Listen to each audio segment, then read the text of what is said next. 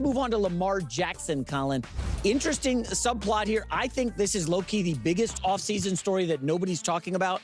Colin, remember, he wants a new deal, okay? Entering next season, he has a $74.5 million cap hit. Brutal. That is among the worst in the league. I don't know if it's actually the worst. But here's the thing. One former NFL veteran believes if Lamar doesn't get what he wants, and remember, the last time they had a couple rounds over this, he didn't get what he wanted. He wanted the Deshaun Watson contract. That he could force the Ravens' hand, as the saying goes, and tell them he will only restructure with another team, trade me. Now, maybe that's a bridge too far, but Colin, I think if you remember, the Lamar Jackson last negotiation was ugly, and now there's no John Harbaugh. I think they made a mistake firing Harbaugh. Well, I'll say this about John Harbaugh. Sometimes you lose a job and you win. So Jesse Minter is going to inherit a Lamar Jackson who did not last year look nearly as explosive and is now punitively expensive.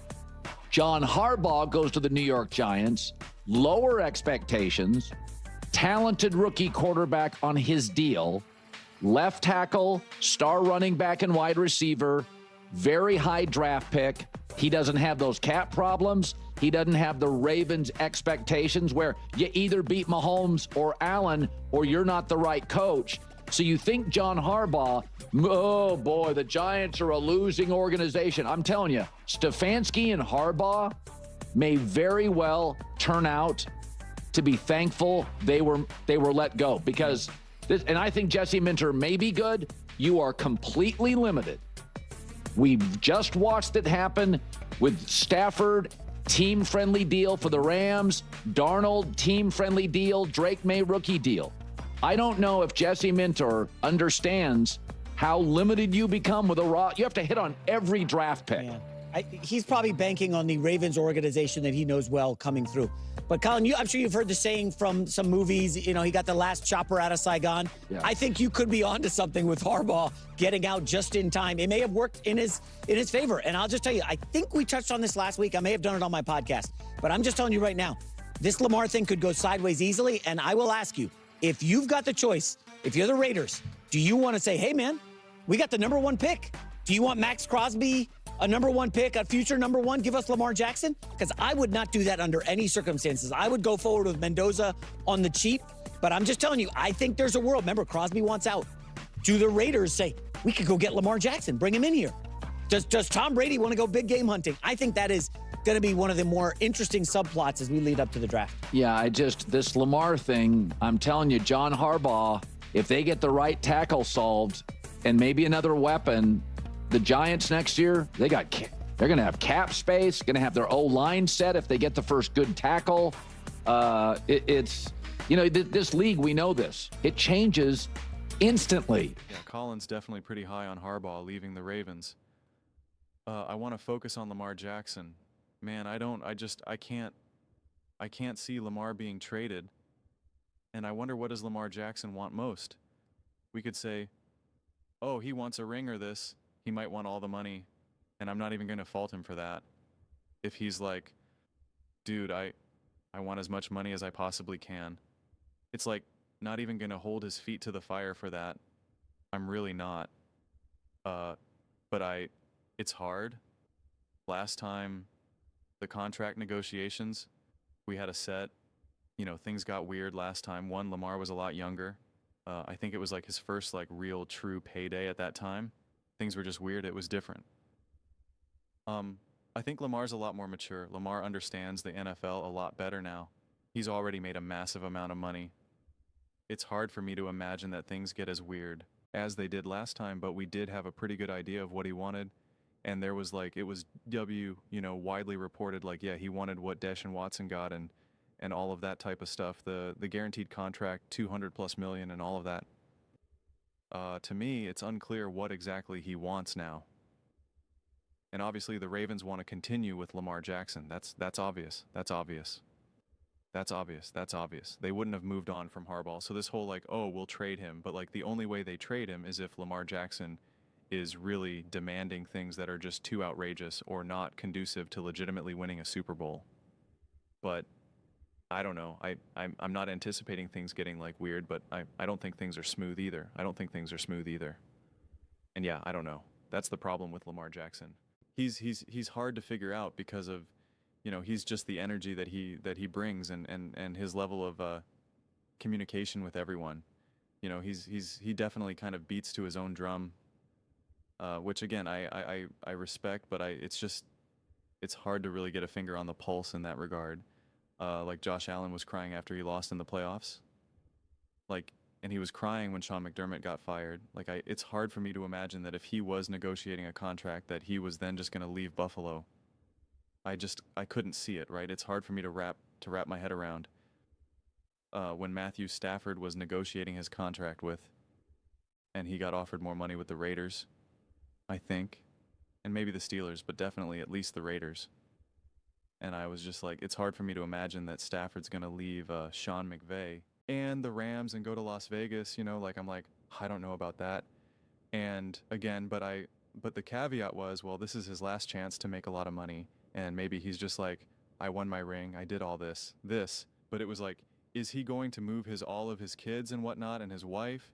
It's just hard with Lamar. I don't have that felt sense. If Lamar's like, I'll go to Vegas, it's like, that wouldn't shock me. It would shock me if the Ravens are willing to do that. Like, that's the key distinction there. And that's why I think the only way that I think that's possible is if Lamar's like, yeah, I want 300. And there's obviously a made of example, but like, I want 300 million all guaranteed for not 10 years, for 3 years. And it's just like, and they're like, no, buddy. And he's like, well, then I'm not playing. They're like, all right, fine. Then we're going to ship you out, right? Where do you want to go? We'll get you out the door. But like, yeah, I mean, it's all about winning a Super Bowl at this point, right? Like, that's what it's at for the Bengals, for the Ravens, for the Bill. Like, it's what do you need to do to win a Super Bowl? That is 100% what it's all about. And anything that feels like it's counter to that, you gotta go. You gotta go. It's that simple. It's that black and white. It's that cut and dry. It just really is. And I think that's obvious. It's hardly a hot take or a profound take. And so it's like, so what are you going to do? And the reality is that Lamar does need to be conducive to this, right? It's not about taking a pay cut or this or that. And that's why it's hard, because you just don't quite know what he wants, right? Or what he's looking to, what he's looking to get in, with the contracts and with the contract and money, years, guarantees, all that type of stuff. But I mean, yeah, Lamar Jackson can force Ravens' hand in extension talks. I don't know, man. I'm curious how that lands for you, what that means for you. I know a lot of Lamar fans, a lot of Ravens fans are going to push back immediately and say, well, it's nonsense. He's staying in Baltimore. He's not doing anything harsh. He's worth all the money in the world. Pay him. Blah, blah, blah. Like, I encourage people to try to look a little bit beyond that. What does Lamar want? What should the Ravens offer? What's conducive to building a championship team? And is there a real possibility that Lamar makes this a little bit difficult, and then things do get a little weird, and then the idea of them moving you, trading, gets higher? Could Lamar end up in Minnesota or something? I'm trying to think, what are some of the other potential options that he could conceivably land and be great immediately? I don't know if that's Vegas. Like, it's a little bit harder to see. But you got Minnesota. I'm trying to think, man, I feel like that's really like, if I'm Lamar, I'm like, it probably would be Vegas. Only because you have the opportunity to work with then Clint Kubiak, but if not, then Kevin Unnell, of course. But nothing jumps out, because I know other people talked about the Jets before, and I'm like, if you're Lamar Jackson, in what universe would you want to go to the New York Jets? Like, that sounds insane to me. That doesn't make any sense whatsoever. Pittsburgh, that doesn't make any sense either. You're not going to go to Pittsburgh. And why would you go at this point in your career? Why would you're going to go to a rival team of the foundation that you built? I think fans are more accepting of that when you're at like the end of your career, right? When it's obvious that it's time to move on and you're older, then people are like, okay, if you end up on a rival team, like, no harm, no foul, what are you going to do? But like, at this point, if Lamar goes to like the Steelers or something, it's just like, that's going to hit different. It's going to hit different. If Lamar's 36 years old and he goes to the Steelers, sure, I think everybody will be totally fine with that. At this point, no. So, I don't know. It's a weird time right now. It's a weird time. But those are just my thoughts. I'd absolutely love to hear yours. What do you guys all think about Lamar Jackson, the Baltimore Ravens? Do you think Lamar can or will force the Ravens' hand in extension talks? Do you think Harbaugh is going to win this divorce? Let me know your thoughts. I read every single comment, so whether you agree with me or disagree with me either way, let's get into some discussions, let's get into some fights, but ultimately, let's just have some fun, and please do consider subscribing. We are building an amazing community here, and absolutely love to see you part of it. I want to build something that we all generally feel connected to, something that we're really excited to be part of. I think we're well on our way to doing it. Please don't forget to give this video a thumbs up, as it really does help visibility and the algorithm. Thank you so much. See you next time.